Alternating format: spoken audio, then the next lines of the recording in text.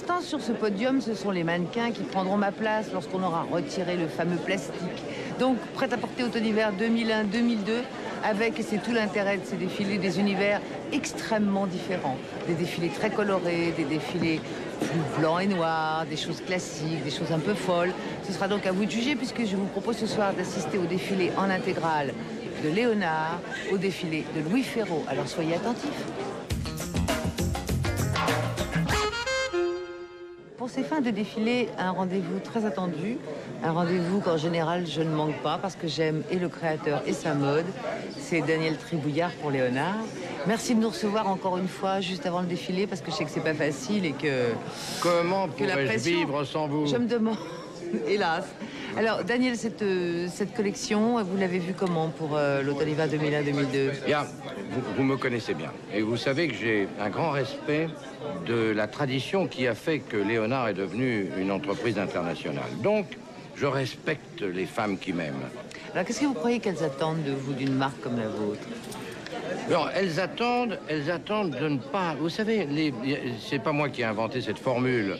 Les gens aiment bien être étonnés parce qu'ils connaissaient déjà. Donc, mon travail consiste à leur donner quelque chose qui va satisfaire leurs besoins d'image. Ça, c'est très important. Elles veulent rentrer dans une robe Léonard et avoir les couleurs, les fleurs, l'élasticité du jersey, mais également la surprise de nouveaux matériaux, de jupes de cuir qui vont par-dessus ces robes de jersey de soie ou de grands manteaux de mousseline multicolores. Alors, elles veulent être surprises par ce que je fais depuis longtemps. C'est pas toujours facile. C'est facile à dire, c'est pas toujours facile à faire. Est-ce que ça sera facile à commenter? Vous allez voir, je me réjouis d'avance de pouvoir commenter avec vous cette collection nouvelle. Alors on y va.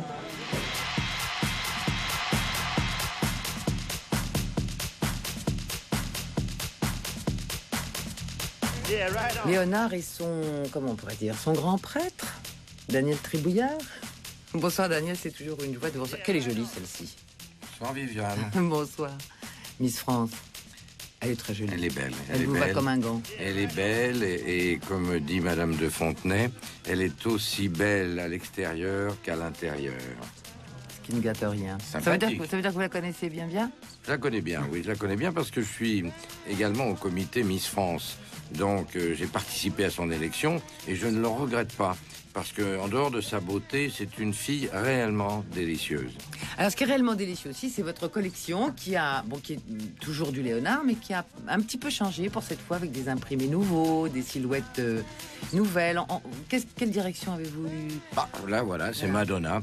Et bon, il y a quand même toute une influence 1960 et pop.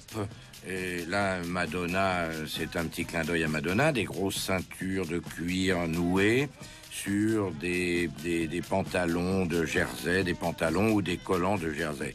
Là, le thème est un thème russe, les fleurs viennent de Russie et on présente ça avec des grandes couvertures de cheval, comme vous voyez, très multicolores. Et il y a une volonté de tradition de Léonard. Il faut que ça ressemble à Léonard, mais il faut pas que ça ressemble au Léonard de l'année dernière. Alors ça, c'est très compliqué en fin de compte, parce qu'on a des fans dans tous les pays du monde qui veulent être rassurés par ce qu'on leur montre, nos dessins, mais qui ont besoin d'être à la mode. Et c'est toute la gageure de cette société que je dirige depuis pas mal d'années, comme vous le savez. Ça fait combien de temps, en fait? Moi, j'ai commencé Léonard en 1958, alors disons que j'ai un tout petit peu de recul. Et néanmoins, le problème reste toujours le même, c'est-à-dire une volonté de reconnaître le produit et une nécessité de le rajeunir régulièrement. Je voudrais qu'on soit les plus à la mode et que néanmoins personne ne puisse avoir un doute. Alors ça, c'est un passage que j'adore. Alors ça, vous m'auriez supprimé ces imprimés, j'aurais été fâché avec vous. Mais c'est pour vous que je les ai bon, mis. merci, non, je veux. C'est un... Alors, avec des jambières portées sur des collants résille, c'est une robe très, très courte, en pur cachemire, parce que nous avons joué soit les tissus très, très précieux, comme ceux-là, qui sont du pur cachemire, très lourd, vraiment que j'adore, et également des tissus très modernes, avec des soies laquées, des taffetas également laqués. Et je dois dire que ce mélange permet d'apporter cette note contemporaine que nous cherchons toute l'année. Oui, je veux dire que ce qu'il faut dire chez vous, mais je crois qu'on commence à le savoir, c'est que c'est toujours d'extrêmement bonne qualité et qui plus est extrêmement bien coupé et fabriqué. Ah oui, bien sûr. Vous voyez, par exemple, ça c'est excusez-moi, mais ça c'est un tailleur de cuir perforé. Alors, cette perforation a été inventée en 1930 ou 35. Il y a vraiment très longtemps. On ne peut plus le faire. Eh bien, j'ai réussi à trouver des artisans qui ont bien voulu perforer avec une petite machine du cuir. Et ça c'est l'esprit de la société. Mais ça vous fait un prix de revient considérable, non? Parce que c'est presque une démarche de haute couture d'aller trouver un artisan qui refait un cuir. C'est une démarche de haute couture. En fait, je dirais quand même plus modestement que c'est une démarche d'artisans. Nous sommes des artisans. Nos imprimés sont imprimés à la main. Ça, j'en suis très fier. Nous sommes parmi les derniers parce que c'est très difficile de comprendre pourquoi un imprimé est plus beau que celui d'une autre société. Simplement parce qu'il n'est pas fait de la même façon. Alors, bien entendu, les prix de revient ne sont pas non plus les mêmes. Là, on a par exemple des blouses de mousseline imprimées avec un dessin de fleurs Bali on ne le voit pas. On le voit bicolore. On imprime 18 couleurs pour arriver à ça. C'est-à-dire que nous travaillons avec des maîtres imprimeurs. Et ça se voit. Et parfois ça se voit. Donc la couleur, là, vous êtes heureux parce que vous pouvez vous en donner à cœur joie. L'époque du gris est loin. Je m'en donne à cœur joie. Vous voyez, même les mannequins sont de couleur, la robe multicolore. Et voilà pour moi une vision du Léonard moderne, parce que c'est du jersey de soie, le fameux jersey de soie. Mais la coupe est asymétrique, les épaules ne sont pas montées comme dans le passé, et ça nous permet de traduire notre mode comme celle des maisons de couture, tout en conservant cette image qui nous a rendu célèbres dans beaucoup de pays. Ah voilà, c'est ça aussi la quadrature du cercle, j'imagine, c'est d'être moderne, reçu comme moderne dans des pays extrêmement différents, ceux où vous êtes installés. Oui, bien sûr, parce que, comme vous le savez, nous avons de plus en plus de boutiques au Japon. Les Japonaises nous aiment beaucoup et lorsque je fais une collection, je pense autant à elles qu'à mes petites parisiennes. Vous voyez, ça, c'est une robe qui ira parfaitement bien à mes petites japonaises, les jeunes japonaises, parce que c'est au Japon où j'ai la clientèle la plus jeune du monde. J'ai des filles de 18-19 ans qui ont des moyens plus importants que dans d'autres pays, qui achètent ces robes de jersey de soie courtes et qui sont ravies parce que c'est un matériau magnifique pour les pays comme le Japon, où il fait très chaud l'été et très froid l'hiver. Et j'apporte un matériau qui tempère ces différences de température.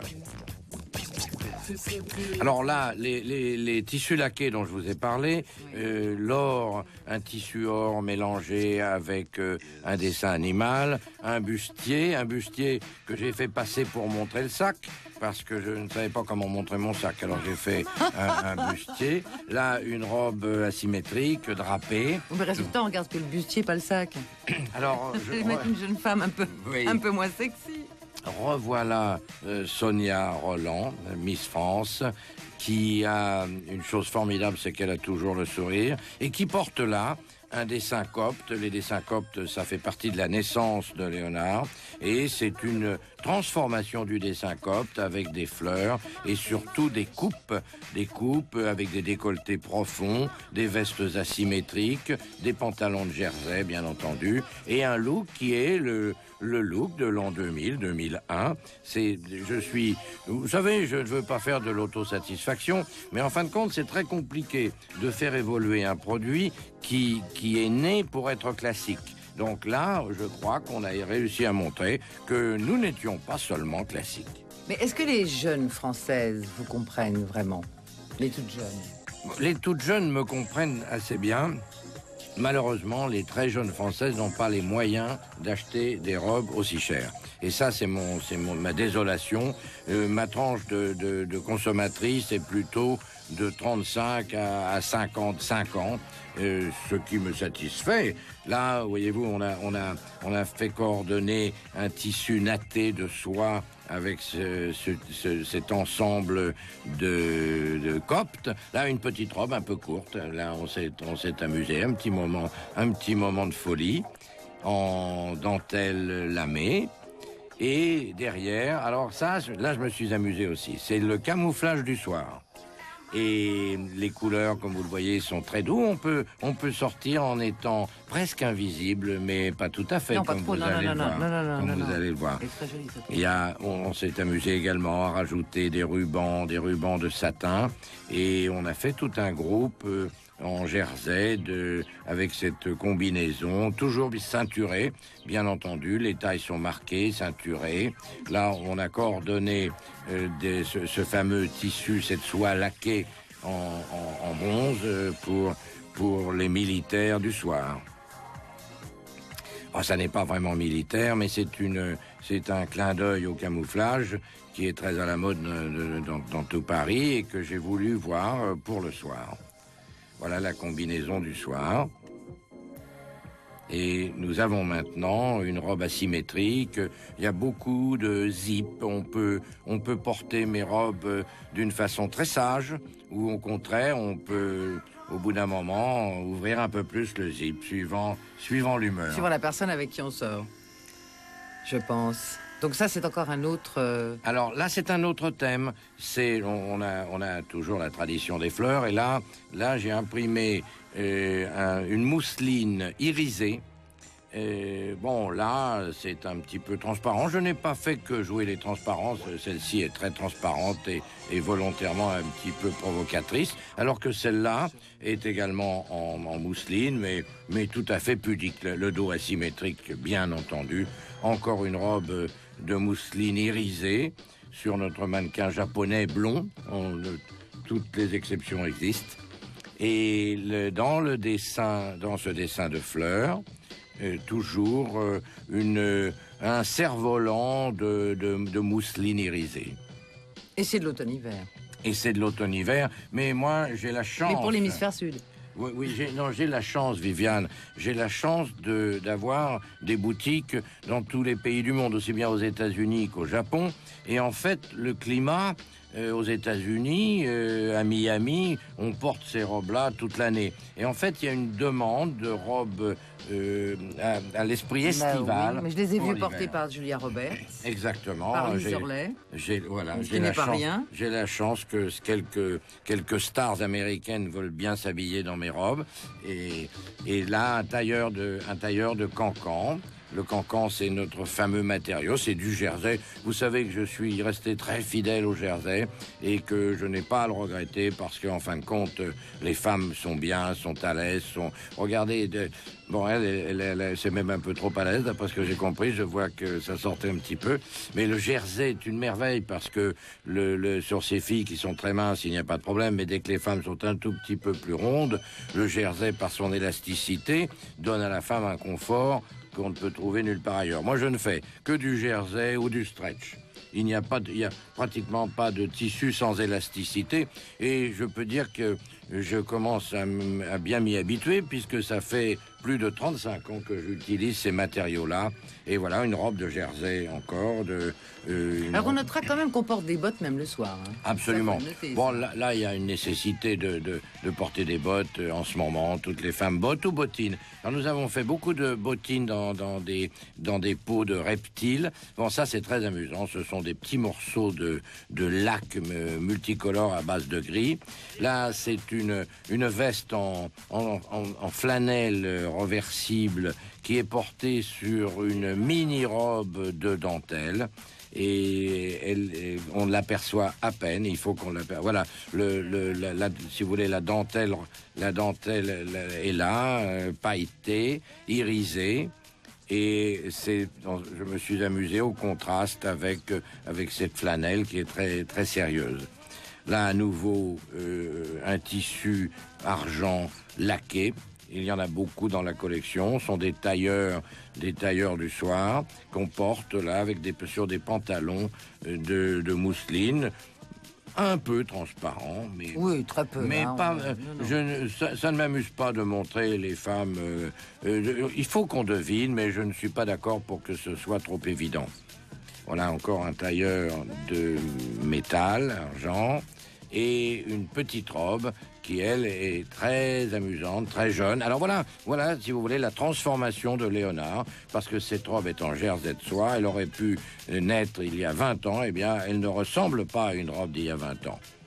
Et la délicieuse Sonia, avec un peu de transparence, mais comme vous voyez, on devine ses formes, mais sans plus, avec une jupe de mousseline, et pourtant il y a de quoi deviner, et une jupe de mousseline fendue devant et dos. Et je dois dire que la couleur de sa peau aide beaucoup à fait vibrer mes couleurs. À nouveau la dentelle lamée, pailletée, et le mélange avec... Alors là, un très grand décolleté. Là, une très grand décolleté et néanmoins... Podium, ça. Et néanmoins... Oui, bon, bien entendu, bien entendu. En fait, la robe existe avec une petite bride pour tenir le décolleté. Mais enfin, l'effet de podium était indispensable. Là, une robe du soir tout en mousseline. Nous utilisons des grands foulards, nous n'imprimons pas de tissu au mètre, nous imprimons des grands châles et on a coupé 5 ou 6 châles pour faire cette robe de mousseline qui a l'air assez simple, un peu d'asymétrie, vous voyez, toujours dans la mousseline. Alors le dessin, on n'a pas beaucoup parlé des dessins. Le dessin, c'est une variante de fleurs Léonard art déco, c'est-à-dire que on a dessiné ces fleurs carrées. On ne le voit pas parfaitement, mais en fait, il n'y a pas de pétales. Ce sont des carrés comme on faisait en 1920, 1925. Et bien entendu, ça a été dessiné il y a un an dans mes bureaux de dessin de Paris. Toujours le mélange, cette volonté de mélange entre le métal et la mousseline et la dentelle. Et alors, le dernier passage est un peu extraordinaire. C'est le violet. Moi, j'adore le violet. Et nous avons beaucoup de collections chez Léonard vont du fuchsia au violet. Cette fois-ci, la fleur est fuchsia et passe par les tons de violet. Et tout est mélangé avec des tailleurs de soie laquée. Pour nous, relativement classique. On trouve ça relativement classique. Et voilà la déclinaison de ce feu d'artifice qui est imprimé également avec de l'or. Mais ça, c'est très rare, je crois. Ben, nous sommes les seuls. Oui. Alors, c'est tout à fait extraordinaire. On a mis notre fournisseur en rupture, il n'y a plus d'or. On n'a plus d'or. Alors, on a réussi à en trouver. Et il nous a dit, vous comprenez, il n'y a que vous au monde qui utilisez de l'or. Et je trouve ça très amusant. Mais c'est pas de l'or véritable, témoin d'un doute. C'est pas de l'or véritable, mais ce système-là, le fait de graver spécialement les dessins, regardez, ça a de l'allure, ça apporte de la lumière, ça apporte quelque chose d'extraordinaire. En plus, ça se nettoie comme le jersey de soie, c'est pratique, parce que moi j'ai une volonté également. Il faut que la femme soit bien dans sa robe, qu'elle puisse voyager avec, et que regardez, c'est un look tout à fait contemporain et pas banal, parce qu'il y a ces éclats d'or qui apportent quelque chose qui, je l'espère, n'est pas vu dans d'autres maisons. Cette volonté d'originalité et de confort. Je n'oublie jamais la notion du confort pour les femmes qui achètent les robes Léonard. Il faut que ce soit amusant, pratique, confortable, que ça puisse voyager. J'ai dans ma clientèle beaucoup de femmes, en particulier en Asie ou aux États-Unis, qui achètent Léonard parce qu'elles aiment les dessins, mais aussi et peut-être surtout parce que les robes, on peut mettre 25 robes Léonard dans une toute petite valise. Ça ne tient pas de place. Mais tout, c'est de pouvoir les acheter. Voilà, mais vous savez, je dis toujours que mes robes, c'est 200 grammes de bonheur. Mais... Ça, c'est ce dernier passage-là que vous avez voulu, tout en violet, doré. Violet et or, pour, si vous voulez, insister un petit peu sur un feu d'artifice. Vous voyez, en fin de compte, vous n'imagineriez pas qu'à l'origine, Viviane, ce dessin était une fleur. Oh, je vous assure, c'est une fleur qui est devenue ce feu d'artifice. Et Daniel, on vous voit saluer ici sur le podium avec la délicieuse Miss France. Merci d'avoir commenté ce défilé. Merci beaucoup, Viviane. Chez Louis Ferraud, le nouveau créateur, c'est lui, Yvan Mispelard. contrairement à ce que son nom pourrait laisser penser, il est d'origine totalement française puisque né en Normandie. Oui. Et à grand-père belge quand même. Grands-parents belges, oui. Grands-parents belges. Et vous avez fait quelle école de mode avant de... J'ai fait mes études de mode au Studio Berceau, à Paris. Oui. Mais je sortais en fait d'un cycle de beaux-arts où je travaillais un peu plus dans l'art contemporain avant de prendre cette bifurcation vers la mode. Et avant Ferro, ça a été Montana qui était Non, avant Ferro, c'était Prada pendant un peu plus de 2 ans. Et puis avant Prada, c'était Valentino pendant 5 ans. Wow. Et avant Valentino, c'était Montana. Et beaucoup de parrains prestigieux sur votre berceau. Très différents les uns des autres. Alors vous avez déjà fait 2 collections de haute couture. Et là, c'est le premier prêt-à-porter. C'est le premier prêt-à-porter. Et bien on le regarde, on le commente ensemble. Oui. À tout de suite.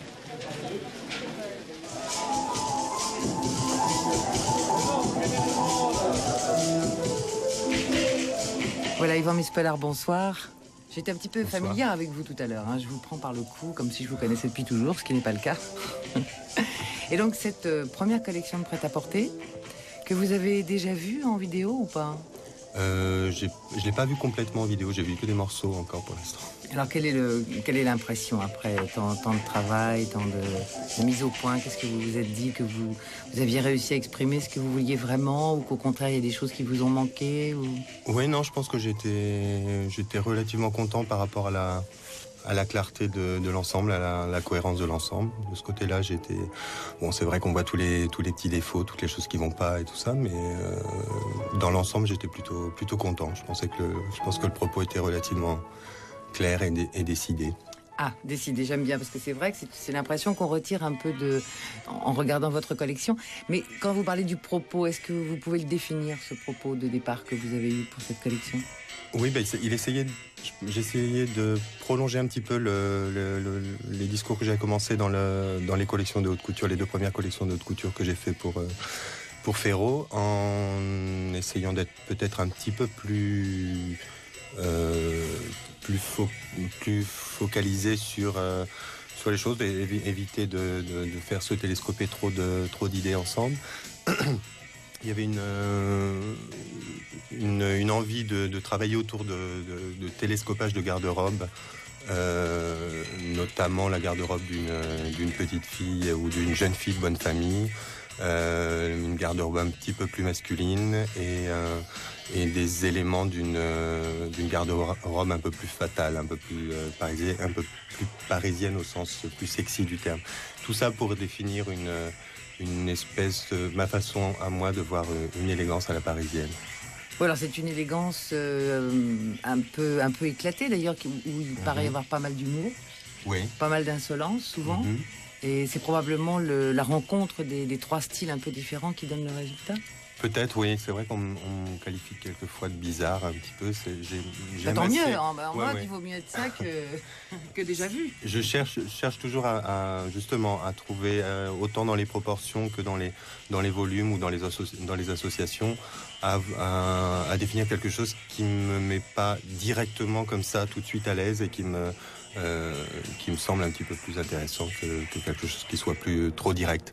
Alors après, je travaille un petit peu là-dessus, j'essaye d'éclaircir un peu les choses, mais quand il y a quelque chose de bizarre, un petit peu plus inattendu, c'est là que ça commence à m'intéresser. Et c'est là probablement que ça commence à intéresser les femmes, non? Ou c'est celle-là que vous voulez intéresser, en tout cas? J'espère, en tout cas. En tout cas, j'essaye de faire des choses qui soient un petit peu différentes. J'essaye d'établir un vocabulaire qui est le mien, mais qui puisse aussi être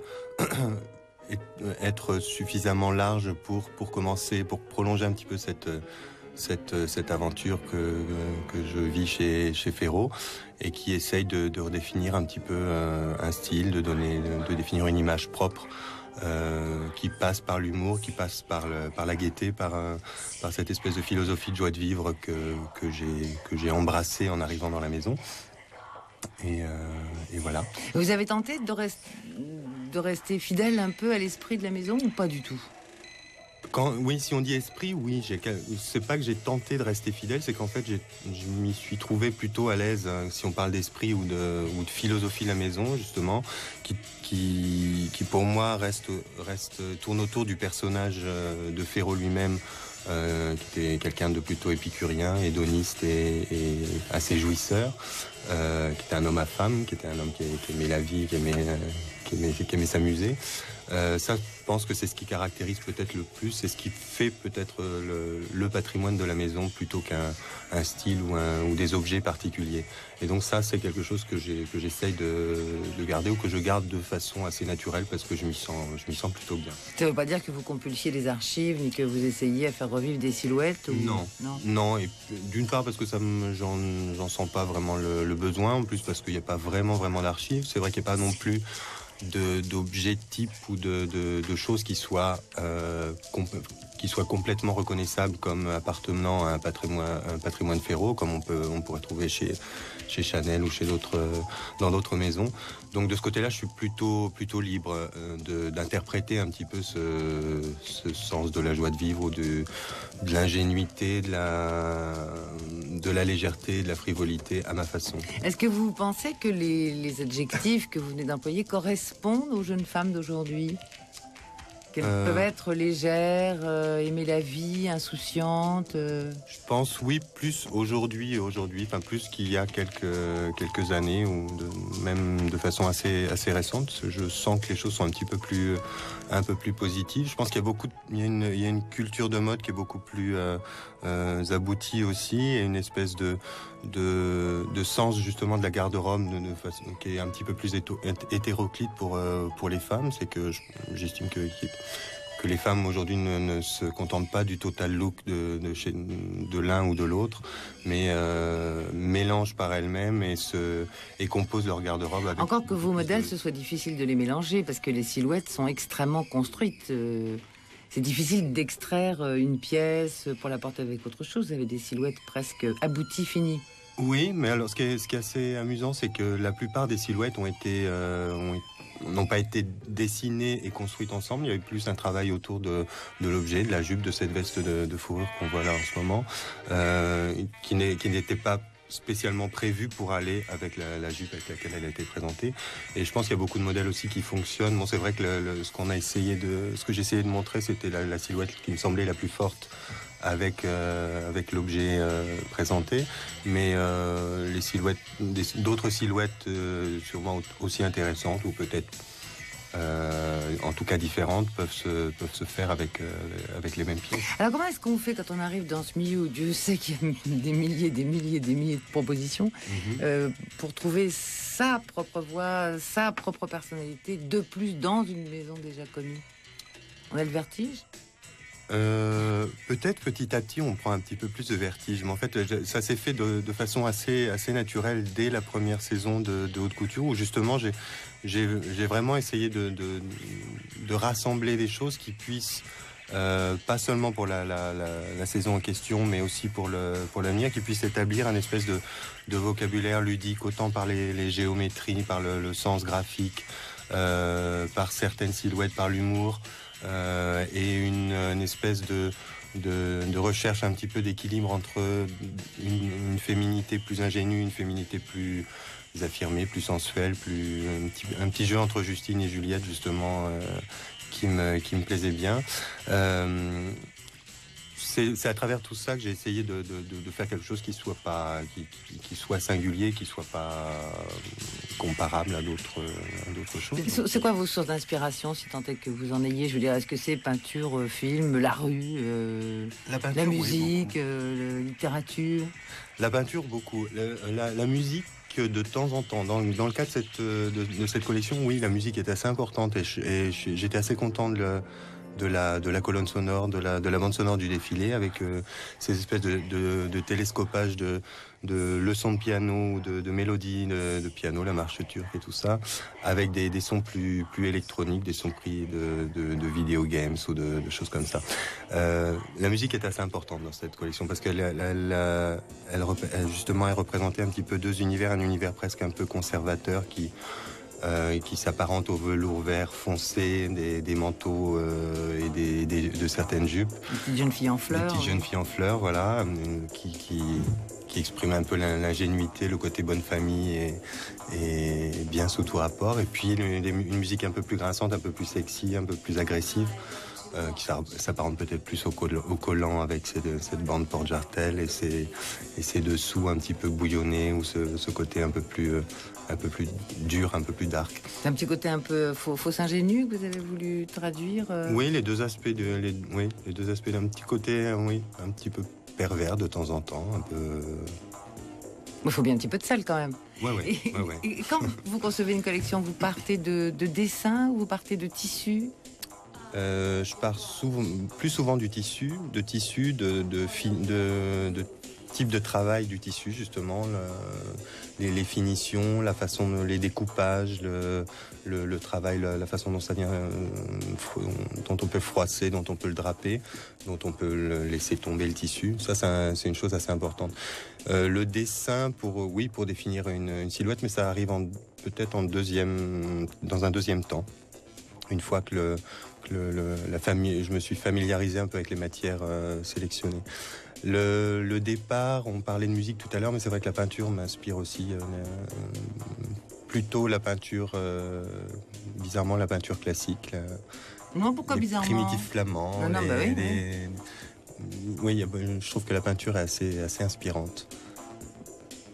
C'est une façon pour vous de conjuguer la modernité et puis une sorte de femme éternelle, au fond, qu'on aurait envie de voir bouger, revivre aujourd'hui avec des vêtements d'aujourd'hui, mais qui seraient gardés. Oui, c'est une façon aussi de trouver des choses qui m'intriguent un petit peu, qui me procurent une émotion ou qui me pose un petit peu de questions, qui me mettent ou à l'aise ou pas du tout, et que j'essaye de retravailler après.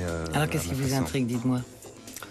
Je parlais tout à l'heure de la peinture flamande, de certains portraits, et c'était assez présent aussi dans cette collection-là. Il y avait un côté un petit peu rigide de certains portraits flamands qui m'ont assez intrigué, qui sont assez loin de la petite fille qui ressort de la collection, mais qui...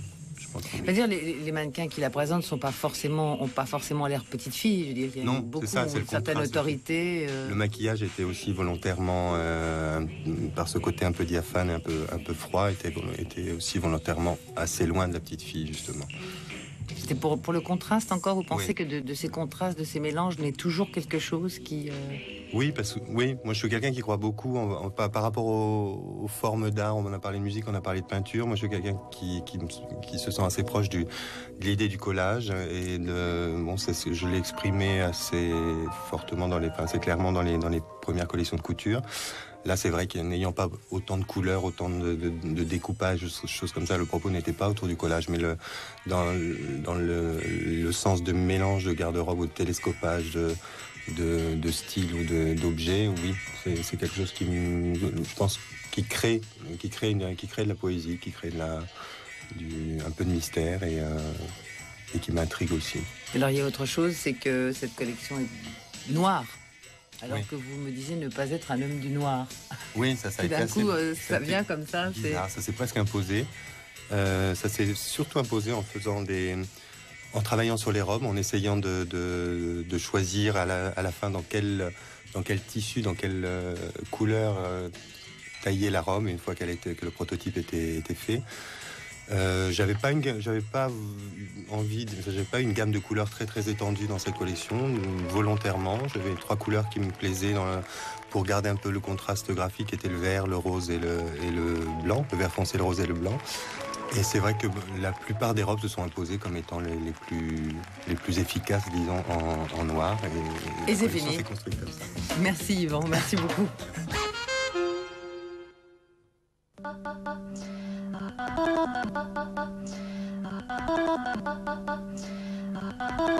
Et un défilé qui va paraître tellement court, Tom. Bien que vous ayez présenté 20 modèles à l'image, là, ici, il va durer 2 minutes 40, mais 2 minutes 40 de bonheur. Oh, j'espère bien. C'est magnifique. Donc, vous êtes, je l'ai déjà dit souvent, le spécialiste du tricot et tout ici est en tricot. Tout ce qu'on voit est en tricot, sauf les chaussures et les collants. Même les collants sont tricotés d'une certaine façon. Les chaussures, je vous connais, ça ne serait tardé. Alors, expliquez-nous, racontez-nous on retrouve toujours ces grands colliers. Oui, les accessoires, c'est comme ici la fleur doudoune. Et, généralement, comme on voit ici, les triangles, depuis le début que je présente mes propres collections, ils sont basés sur un travail très graphique. Ça a commencé avec les cercles, un travail circulaire. Ensuite, il y avait les carrés. Et en passant par des autres collections, on est arrivé au triangle, tout logiquement. Et donc, on voit des petits, on voit des grands, on les voit en relief, on les voit en mat et brillant. Et j'utilise toujours ces graphismes assez rigoureux, on peut dire. Ça va être mon âme du Nord qui ressort pour souligner le corps, pour donner une certaine dynamique et pour le découper et pour jouer avec de la maille, comme on voit ici, avec du lycra et de la laine, toujours pour resserrer ou pour donner de l'ampleur. Et les accessoires, généralement, comme les fleurs et les grands colliers avec des boules XXL, sont généralement là pour couper un peu les rigueurs justement des triangles et pour donner un peu d'humour, un clin d'œil et communiquer sur une certaine notion de plaisir et qu'on ne se prend pas trop au sérieux. Voilà. Et qu'est-ce qui vous a fait flasher dans le tricot? C'est toujours pareil, c'est une médium incroyable parce qu'on commence en fait avec juste un fil, et dès qu'on commence à tricoter ce fil, la matière vous appartient, elle est que à soi. Et ça, c'est quelque chose qui est magnifique et c'est un champ créatif qu'on a qui est sans limite. Et c'est la fin de votre défilé. Merci d'être venu si rapidement. Merci, Tom. Merci.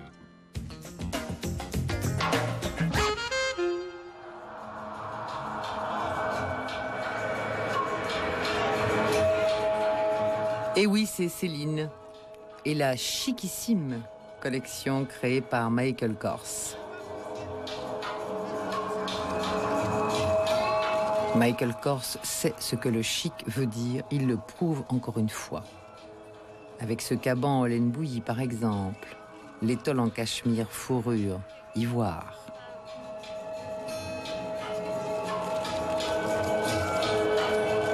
La robe tube en cachemire noir. Le manteau d'officier en cachemire bouilli ivoire. Avec pantalon de marin.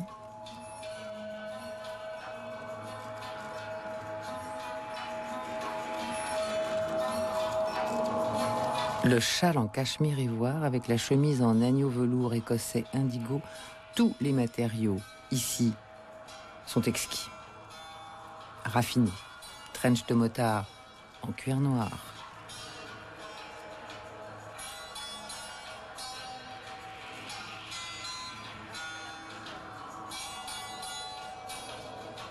Jupon en satin de soie, cher, à vous donner des envies de le porter de suite.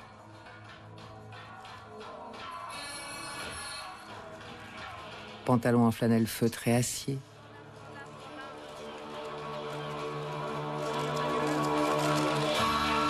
Combinaison en georgette de soie imprimée écossais indigo, avec jupe en georgette de soie imprimée écossais indigo, incrustée de strass, s'il vous plaît.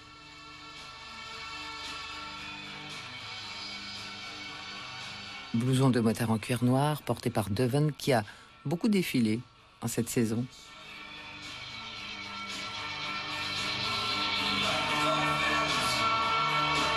Manteau de coyote vieilli reversible.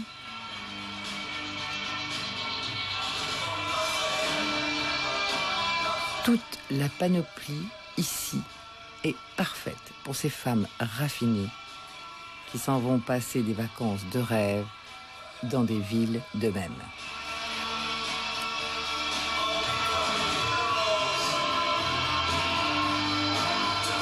Tout simple, le pull en cachemire noir et le pantalon ivoire.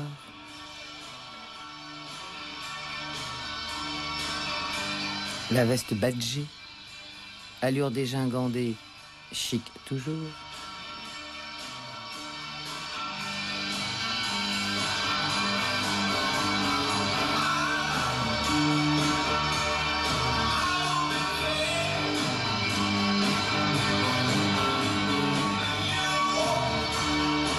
Manteau d'officier encore, on en voit beaucoup dans les collections. Taille très ceinturée, ceinture haute. Ce sera aussi un des points forts de l'automne-hiver prochain.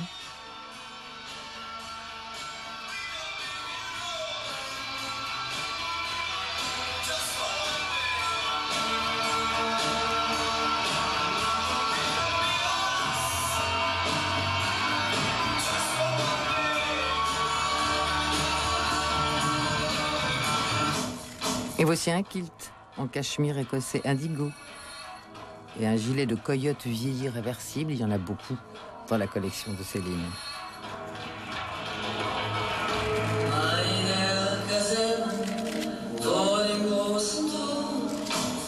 Vous noterez la longueur du pantalon, les bottines, la robe sweat en mérinos marine. Toujours les petites bottes qui s'arrêtent à la cheville.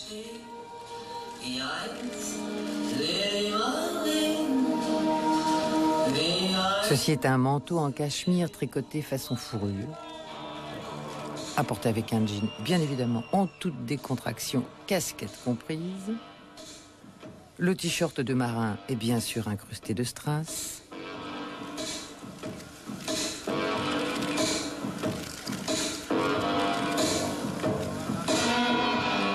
Et la doudoune est en soie cirée noire.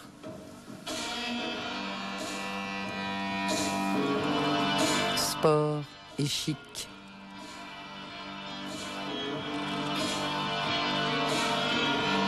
Petite casquette, grosses bottes, accessoire incontournable de l'automne-hiver prochain.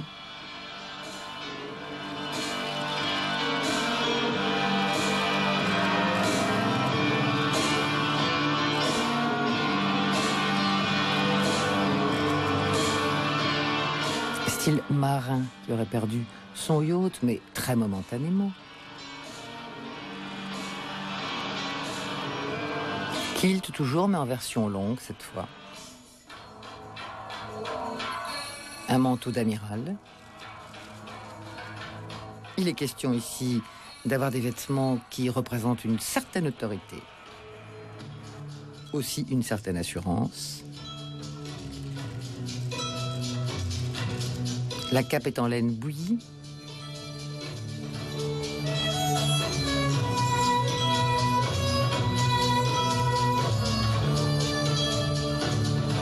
Et puis ici, c'est une veste de soirée en laine feutrée marine.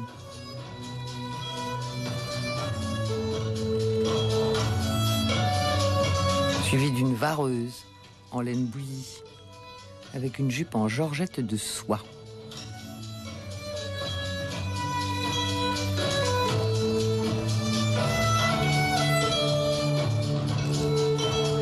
Manteau de marin en cachemire bouilli noir, taille toujours très serrée.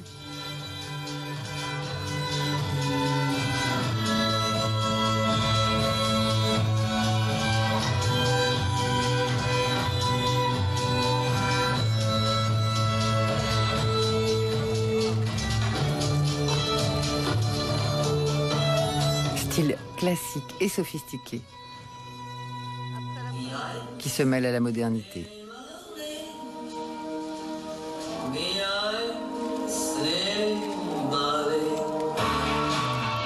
Manteau de pêcheur en popeline noire et jupe en cuir noir, c'est un look que l'on retrouvera sûrement très souvent à la rentrée prochaine. Le caban en tweed rustique se porte sur un jupon en satin de soie noire, très fendu, mélange du strict et du glamour.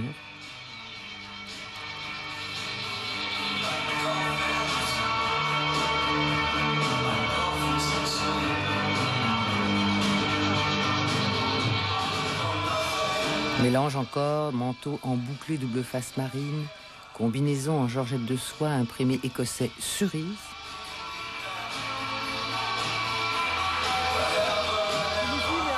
Gilet en soie cirée noire, là aussi la décontraction élégante règne en maître.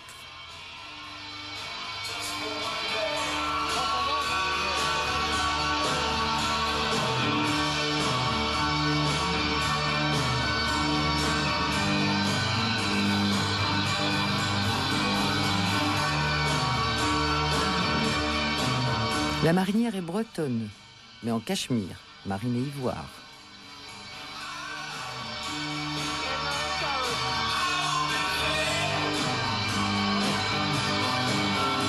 Et l'écharpe est en fourrure de cachemire tricotée ivoire.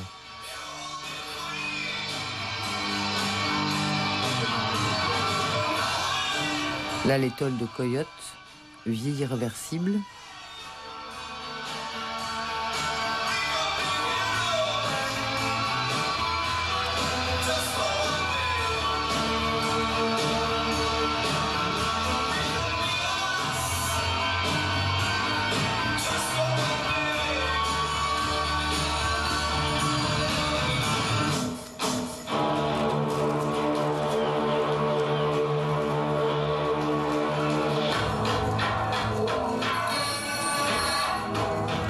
Ici, le grand art est de tout mélanger.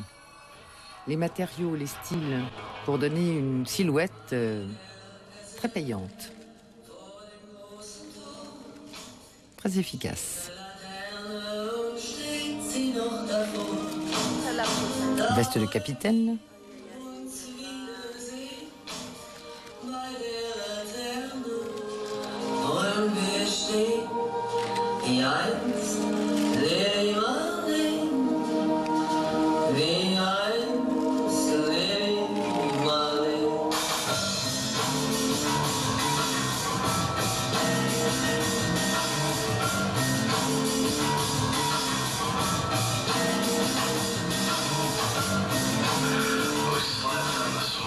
Doudoune en soie cirée noire, avec robe drapée en jersey stretch noir. Là aussi, une silhouette très vivace pour l'automne-hiver prochain, à retenir de suite.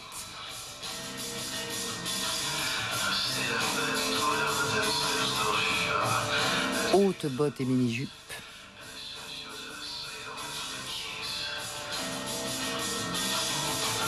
La robe débardeur à rayures bayadères est incrustée de strass.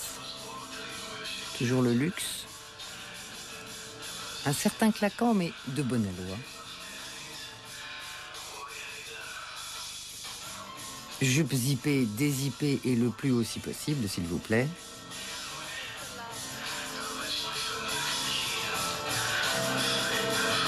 Top tout simple en cachemire noir, avec pantalon de marin en flanelle stretch acier. Et puis un par-dessus en tweed rustique, sur une combinaison en satin de soie noire. Toujours le mélange entre des tissus un peu rugueux et des matières si douces. Jupe plissée en dentelle noire avec le manteau en bouclé.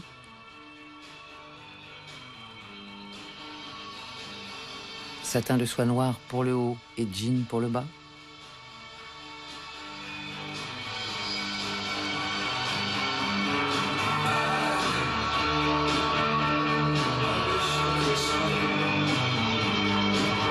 Combinaison très raffinée en dentelle, mais avec des petites bottines.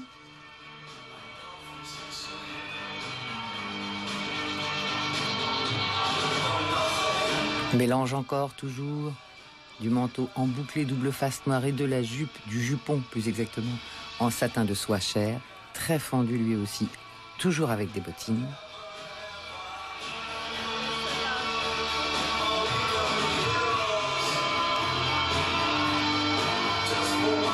Et la collection se termine avec le manteau tempête de coyote vieilli reversible et robe du soir en charmeuse de soie chair. Un défilé qui donne de quoi rêver, non ?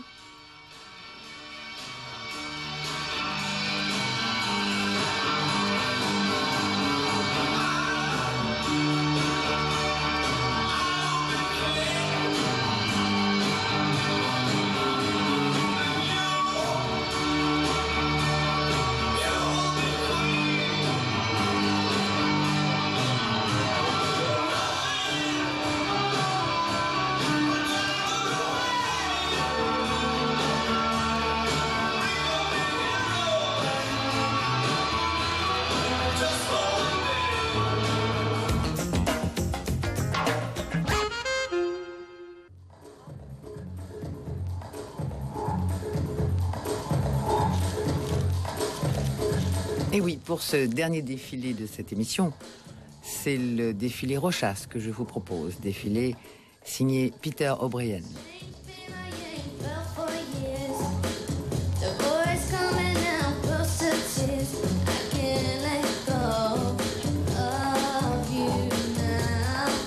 Une collection qui commence par du noir, beaucoup de noir, comme on en voit beaucoup en cette saison.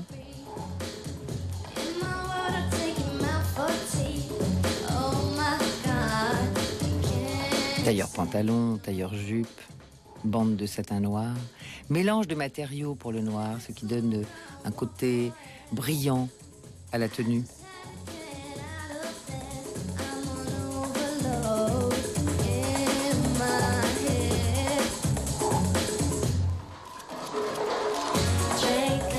Sinon le noir, la couleur chocolat est aussi très prisée.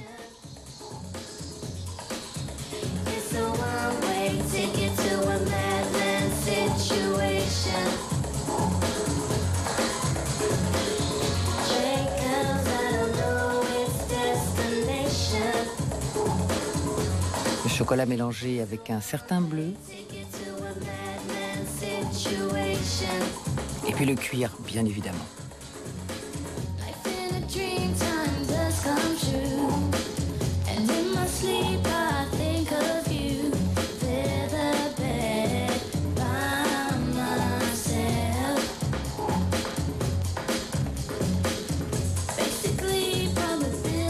Toute une série de bleu-violet.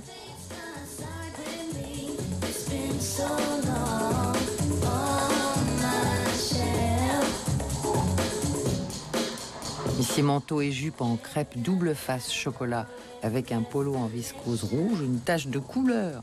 Et de temps en temps, la bienvenue sera la bienvenue pour l'automne-hiver prochain, heureusement. Rouge et noir mêlés, même sur les accessoires.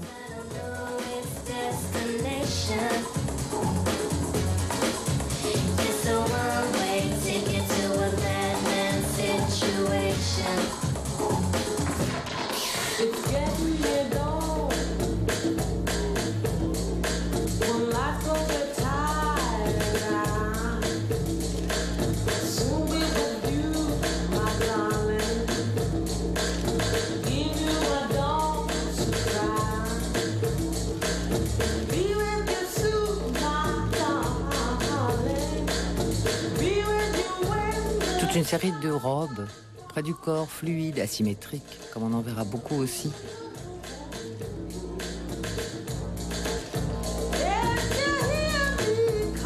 Un manteau en laine écrue, la robe en viscose noire, mais robe courte, indispensable.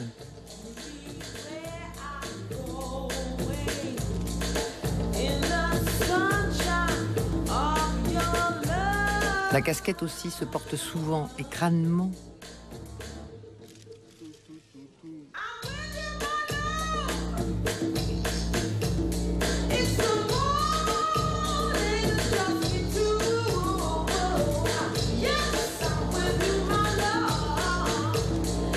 Ici, la blouse est à manches ruban en crêpe de chine écrue et noire et pantalon taille haute en crêpe de laine noire.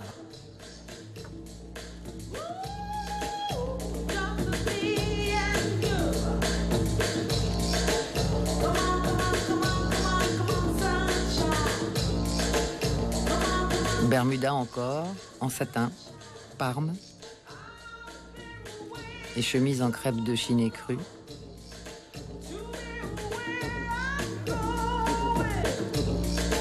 Et puis la veste en laine nattée rouge. Sur la mini-jupe en gabardine de laine écrue. Mini-jupe, retenez bien.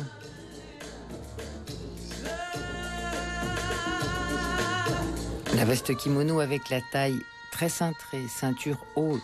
Un des grands points forts aussi de la mode de la rentrée prochaine.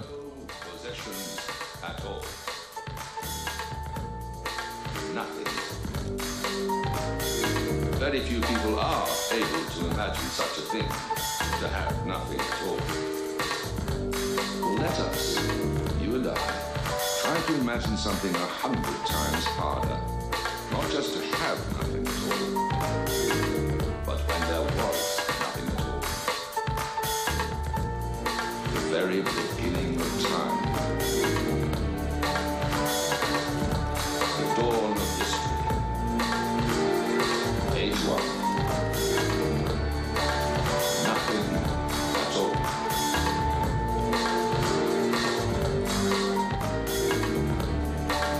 The earth itself without form and void. Only an emptiness. Formless. A dark, endless waste of water. Asymétrique encore, décolleté plutôt plongeant. Silhouette fine et longiligne, pas forcément grande d'ailleurs, souple surtout.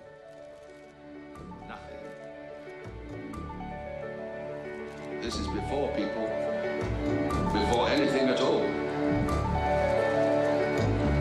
A void, sitting silent, still. And then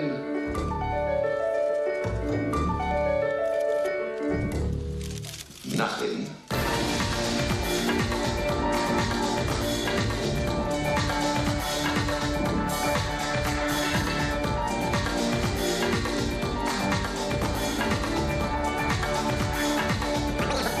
Même si c'est la mode de l'automne-hiver prochain, les décolletés sont profonds.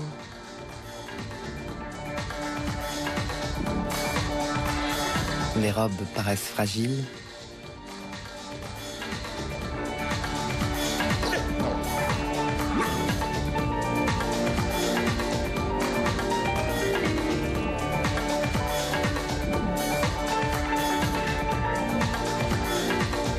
C'est bien sûr ici le passage des robes de soir ou de petit soir. Robes qui reprennent d'ailleurs les grandes tendances, les grands moments des robes de jour présentées au début du défilé.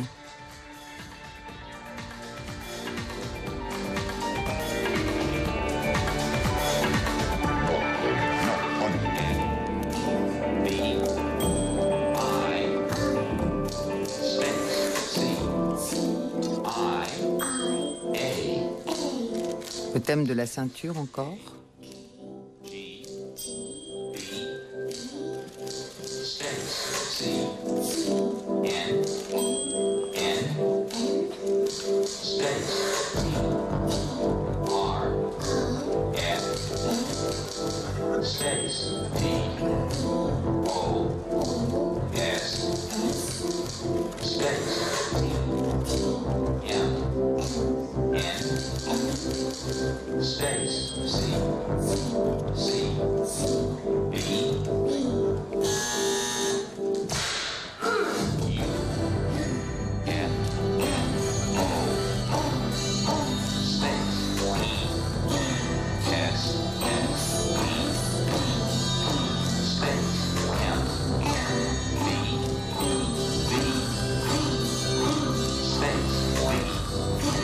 Contraste de couleurs,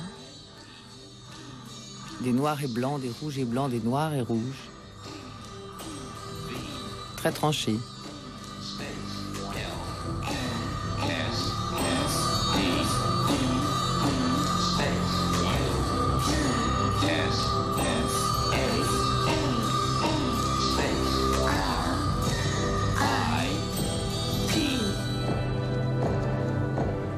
Good luck.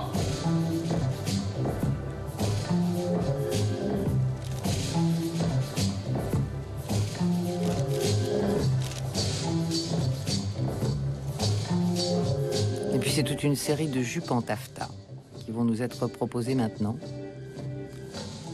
Grande jupe de bal, rêve de jeune fille.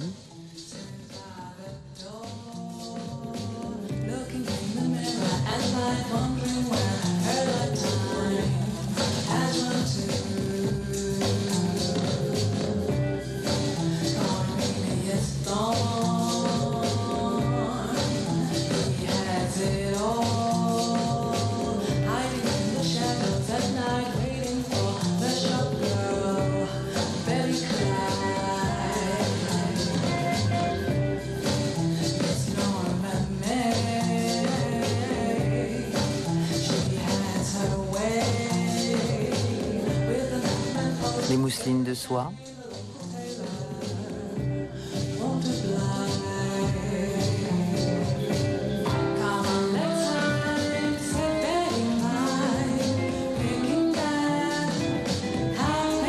Chocolat ou violet.